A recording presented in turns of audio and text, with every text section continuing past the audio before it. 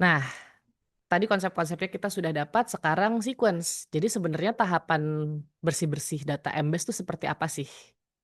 Nah, tadi sudah sempat saya singgung gitu ya, bahwa yang pertama kali kita harus tackle itu adalah kesalahan sistematisnya dulu gitu ya.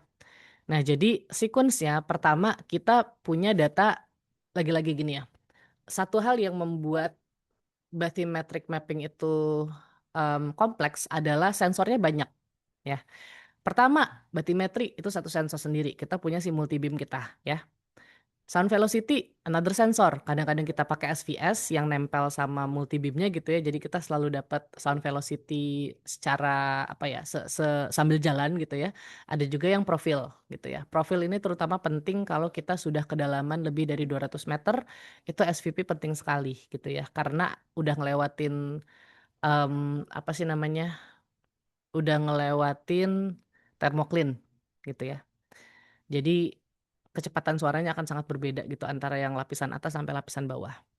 Lalu pasut ya, terutama di laut dangkal ini penting sekali. Terus habis itu attitude dalam arti dari IMU gitu ya, Inertial Measurement Unit kita. Lalu ada posisi ya dari GPS. Semua sensor ini punya kesalahannya masing-masing gitu kan. Dan semua sensor ini somehow harus ngobrol gitu ya. Kita bilangnya ngobrol dalam arti ya frekuensinya harus nyambung gitu kan. Kita harus bikin mereka saling koreksi satu sama lain gitu ya. Nah, ini yang membuat hydrographic survey itu kompleks. Nah, jadi pertama tentunya kita harus koreksi sound velocity-nya dulu. Kalau sound velocity itu belum dikoreksi, contohnya seperti ini. Jadi kalian bisa lihat swath-swath-nya gitu ya. Kalau beberapa software bisa langsung beberapa swath kita lihat bareng. Software lain mungkin tidak, tapi kebanyakan bisa sih, bahkan MB System pun sebenarnya bisa. Nah, kalau misalnya ini kan dia overlapping swath ya, jadi ada yang warna hijau, ada warna pink, merah, itu tuh adalah swath masing-masing. Jadi kayak ini cuma kayak, oh ini yang masuk, sorry warnanya merah ya misalnya. Yang masuk, ini yang keluar ya, habis itu ini masuk, keluar gitu. Nah, jadi kayak ke sana, keluar, ke dalam, keluar.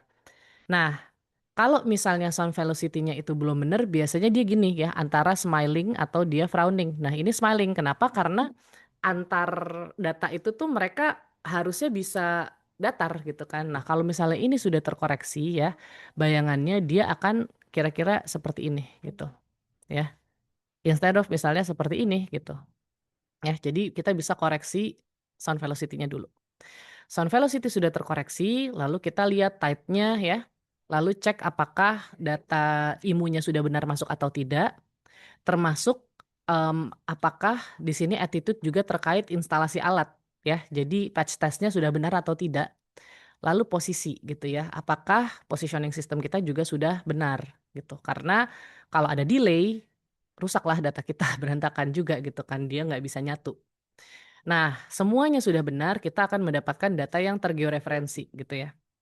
Data yang tergeoreferensi, lalu kita cek-cek lagi gitu kan, masih ada nggak nih kesalahan-kesalahan lain sebenarnya seperti mengulang yang atas-atasnya gitu ya. Apakah instalasinya sudah benar, attitude-nya sudah masuk, posisinya sudah masuk, lalala segala macam. Jadi udah georeference, kadang kita perlu apa ya, hal ini tuh kayak perlu looping gitu di sini. Sampai sudah yakin bahwa kesalahannya udah diperbaiki semua, barulah kita masuk ke outlier, kita mulai bersih-bersih gitu kan, bersih-bersih titik-titik yang aneh-aneh tersebut ya. Bersih-bersih ini simple tapi lama gitu, terutama tergantung dari kekuatan komputer kalian masing-masing. Kalau komputernya cepet ya cepet, kalau komputernya lambat ya lambat. Nah, lalu quality control ya. Quality control dalam arti kita cek dulu masuk nggak nih ke orde berapa gitu ya. Nah, kalau misalnya untuk praktikum besok itu kita nggak pakai quality control dulu. Jadi quality control sebenarnya cuma membedakan antara satu set data yang udah bersih sama set data yang belum bersih, kira-kira kayak gitulah ya. Tapi kita belum akan melihat dia orde berapa ya, karena keterbatasan kemampuan softwarenya dan agak lebih kompleks kalau kita mau melakukan itu. Dan terakhir baru bikin produk gitu ya, baru grid-nya selesai dan grid-nya bisa kita gunakan untuk analisis selanjutnya. Nah, jadi sebenarnya sequence-nya yang di sebelah sini nih ya, yang atas ini fully terkait data acquisition-nya, pastikan semua akuisisinya berjalan dengan baik. Lalu sequence yang kedua itu adalah terkait data processing ya di sini. Habis itu di sini baru kita produksi deliverables-nya, ya. Nah, selanjutnya ini ya, ini mungkin saya nggak akan jelasin satu-satu, tapi ini adalah kayak checklist, kayak contekan. Kalau buat yang udah biasa meroses, sebenarnya ini udah nggak perlu karena udah ada feeling, "Oh ini gara-gara SVP nih, oh ini gara-gara tides nih, oh ini gara-gara emang outlier," gitu kan, "Oh ini gara-gara patch test-nya aneh." Nah, tapi ini adalah, item-item yang bisa kalian inspeksi pada saat mengolah data, terus kok datanya aneh, apa ya yang salah? Apakah positioning sistemnya gitu kan? Apakah ini Embase-nya? Apakah ini dari auxiliary, jadi apakah dari SVP, apakah dari, pos ini sebenarnya positioning system sih ya, nyambung atau tidak gitu kan sama positioning sistemnya gitu kan.